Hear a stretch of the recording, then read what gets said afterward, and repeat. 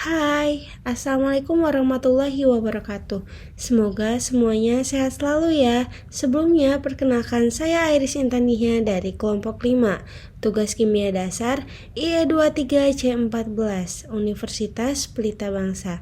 Kelompok 5 terdiri dari saya Iris Intania, Fitra Merlin, Setia Hadi Permana, Sadam Setia, Ivalen Senaditya, Eis Rohaldi, dan Fatah Yasin.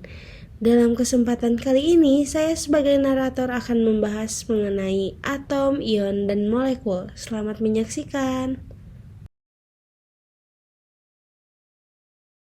Atom. Atom berasal dari bahasa Yunani yang berarti tidak dapat dibagi. Atom pernah dianggap sebagai benda terkecil di alam semesta dan tidak dapat dibagi. Atom terdiri dari 3 partikel yang dikenal sebagai partikel subatomik, yakni proton, neutron, dan elektron. Ion. Ion adalah atom atau molekul dengan muatan listrik positif atau negatif. Ion yang terdiri dari satu atom disebut ion tunggal, dan ion yang terdiri dari 2 atom atau lebih disebut ion poliatom.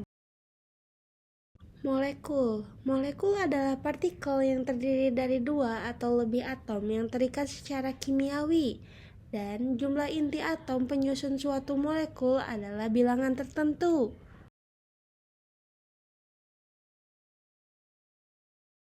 Selanjutnya kita akan membahas mengenai perkembangan model atom. Para ilmuwan telah membahas mengenai atom sejak ratusan bahkan ribuan tahun yang lalu. Yang pertama, kesimpulan dari hipotesis Dalton mengenai sifat materi mendasari teori atom Dalton sebagai berikut. Yang pertama, unsur terdiri dari partikel yang sangat kecil yang disebut atom digambarkan sebagai bola pejal paling kecil. Yang kedua, atom terdiri dari unsur tertentu adalah sama, memiliki ukuran, massa, dan sifat kimia yang sama. Atom dari unsur yang berbeda memiliki perbedaan yang mendasar. Yang ketiga, senyawa kimia terbentuk ketika atom dari unsur yang berbeda berkombinasi satu sama lain pada suatu senyawa, dan jumlah atom dari unsur penyusunnya merupakan bilangan bulat atau pecahan sederhana. Yang keempat, reaksi kimia melibatkan reorganisasi dari atom atau penataan ulang atom-atom yang terjadi dalam reaksi kimia hanya pemisahan, kombinasi, atau penataan ulang atom. Reaksi kimia tidak melibatkan pemusnahan atau penciptaan atom-atom. Berikut adalah beberapa kekurangan dari atom Dalton. Yang pertama, terlalu sederhana dan idealis. Yang kedua, tidak mempertimbangkan adanya isotop. Yang ketiga, tidak dapat menjelaskan fenomena subatomik. Yang keempat, tidak menjelaskan sifat atom secara detail. Yang kelima, terbatas pada pemahaman massa dan kekekalan energi. Selanjutnya, mengenai ilmuwan Thomson. Dari 1898 hingga 1903, Thomson mempelajari sinar katoda dan memperlihatkan bahwa aliran negatif dari partikel yang berasal dari sinar katoda dapat dicirikan sebagai elektron. Asumsi dari teori Thomson, yang pertama, Thomson menduga semua atom harus mengandung elektron karena elektron dapat diproduksi. Yang kedua, Thomson menyimpulkan bahwa sebuah partikel dengan muatan positif juga harus ada untuk menetralkan muatan negatif elektron. Yang ketiga, Thomson membuat model visual pertama dari struktur atom yang disebut model puding plum. Elektron yang bermuatan negatif disebarkan secara acak plum pada awan kue positif yang disebut dengan teori roti kismis. Kekurangan model atom Thomson, yang pertama, tidak dapat menjelaskan susunan muatan. Yang kedua, tidak dapat menjelaskan terjadinya ion. Dan yang ketiga, tidak dapat menjelaskan spektrum cahaya. Selanjutnya, mengenai ilmuwan Ernest Rutherford. Pada tahun 1911, Ernest Rutherford merancang percobaan untuk menguji model puding plum Thomson menggunakan partikel alfa yang diarahkan pada lembaran logam emas yang sangat tipis. Partikel alfa merupakan partikel bermuatan positif.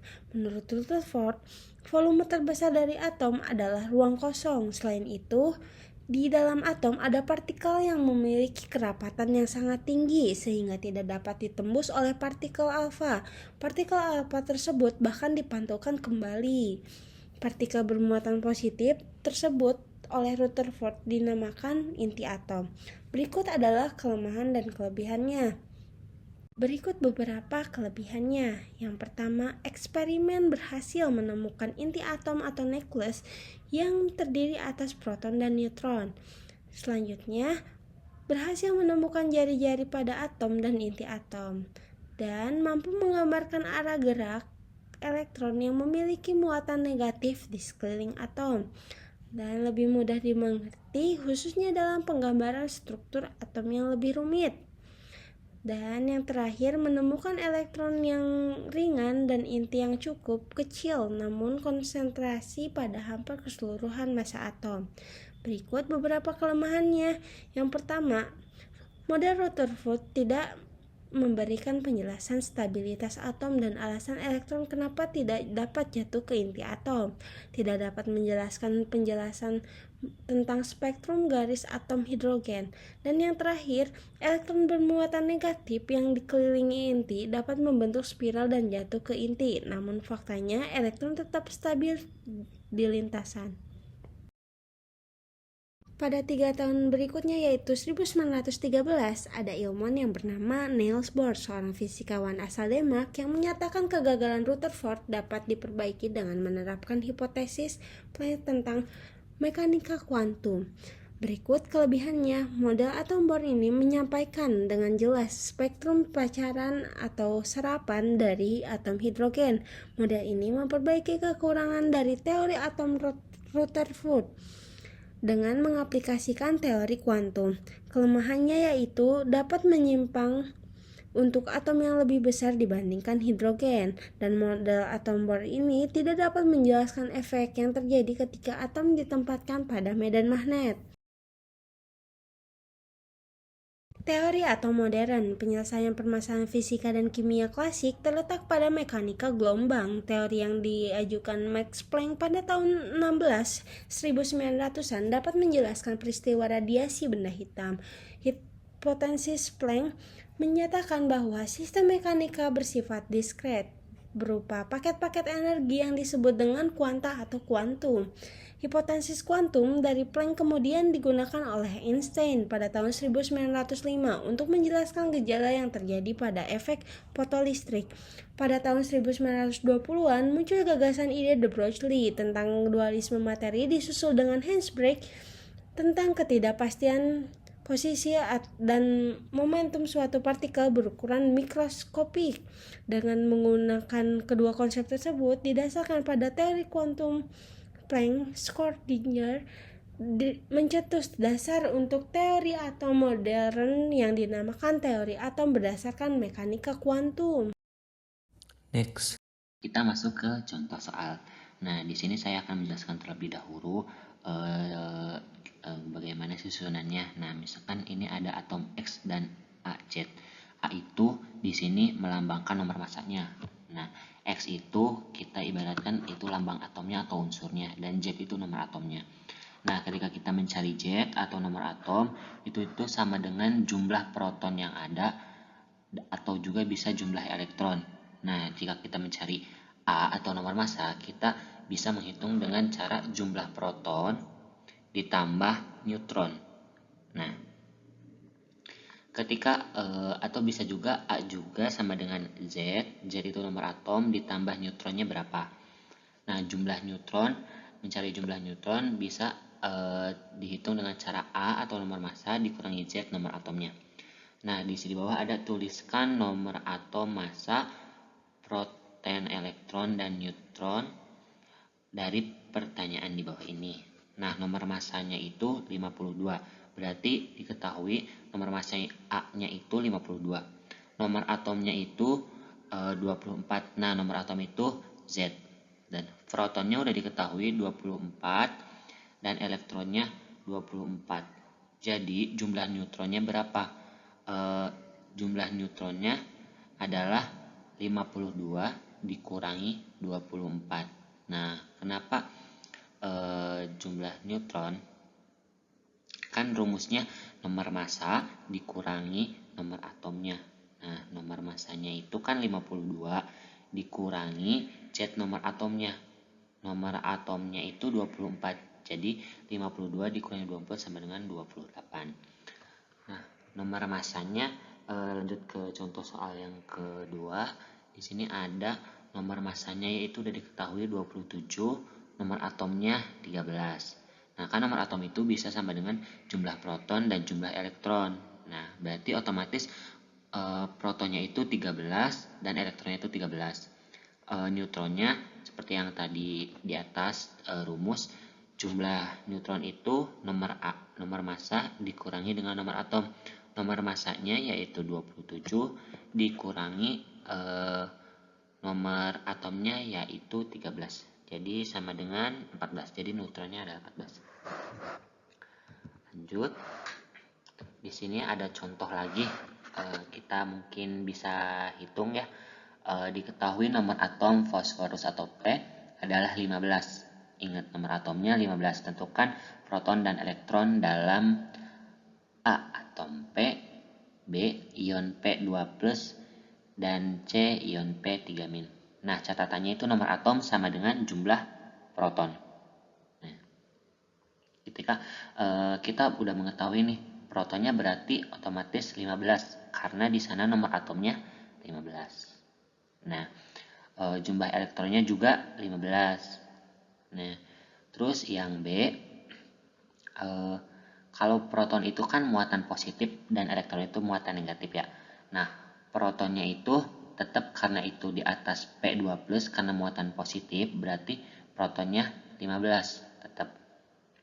Untuk elektronnya itu menjadi negatif, jadi 15 dikurangi 2, jadi min 13. Nah, untuk C, protonnya itu tetap 15 dan elektronnya itu kan karena itu P3- sama-sama muatan negatif, jadi elektronnya itu 15 ditambah 3 sama dengan 18. Bisa dikenal di bawah dikasih catatan, nomor massa adalah sama dengan AR, terus nomor atom digunakan untuk konfigurasi elektron, untuk penambahan dan pengurangan hanya dilakukan pada elektron. Nilai proton atau nomor atom selalu sama, diingat.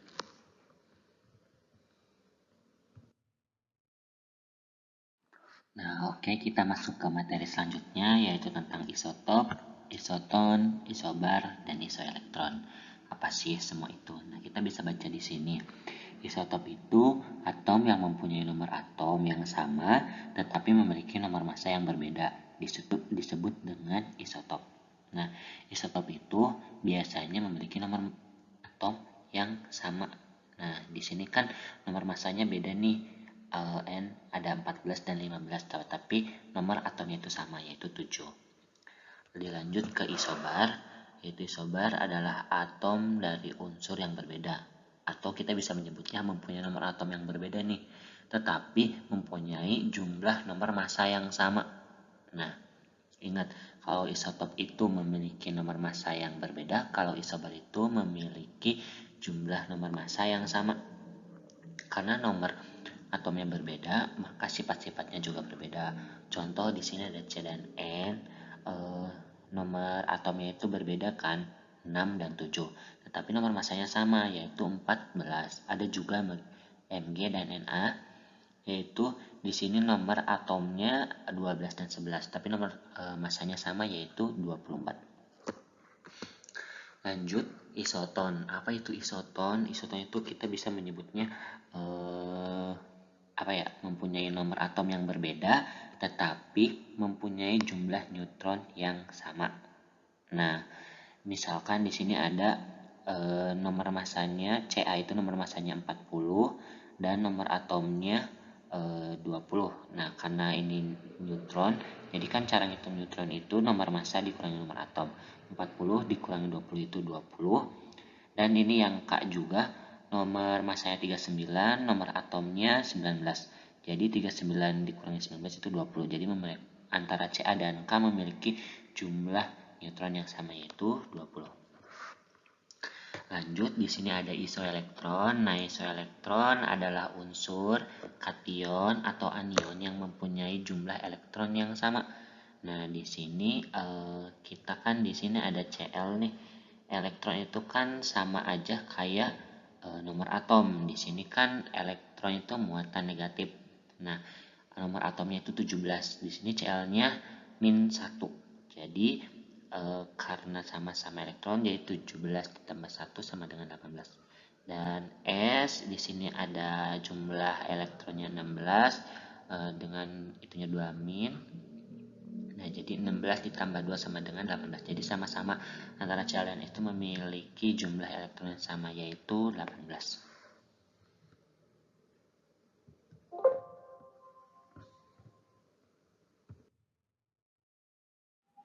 Nah, ini materi selanjutnya yaitu tentang konfigurasi elektron. Nah, menurut model atom Niels Bohr, elektron-elektron itu mengelilingi inti pada lintasan-lintasan tertentu yang disebut yaitu kulit elektron atau tingkat energi.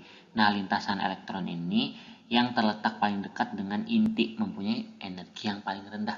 Semakin jauh lintasan elektron, semakin tinggi tingkat energinya. Lintasan elektron itu disebut juga sebagai kulit-kulit elektron, di mana kulit yang paling dekat dengan inti yaitu biasanya diberi lambang mulai dari K. Kulit kedua mulai diberi lambang dari L, kulit ketiga M, dan seterusnya. Pokoknya kulit yang dekat inti itu biasanya diberi lambang mulai dari K. Nah, tiap-tiap kulit elektron itu hanya dapat ditempati oleh maksimum 2n2 elektron, di mana adalah nomor kulit. Nah, di sini sebagai berikut. Nomor kulitnya di sini ada 1, nama kulitnya biasanya K, jumlah elektronnya 2, dan seterusnya bisa dilihat. Bisa kita langsung ke contoh soal. Di sini ada contoh soal, misal 16 unsur Y mempunyai nomor atom yaitu 20 dan nomor masanya itu 40. Sehingga ion Y mengeluarkan elektron, kehilangan elektron 2+ mempunyai A 18 elektron, B 20 elektron, C 40 elektron, dan D 22 elektron. Nah, ini penyelesaiannya nih. Ion Y2+ adalah unsur Y. Nah, ini kan nomor atomnya 20 dan nomor masanya 40 yang kehilangan 2 elektron. Jadi Y2+ itu memiliki elektron sebanyak 20 dikurangi 2. Nah, berarti menjadi 18 elektron.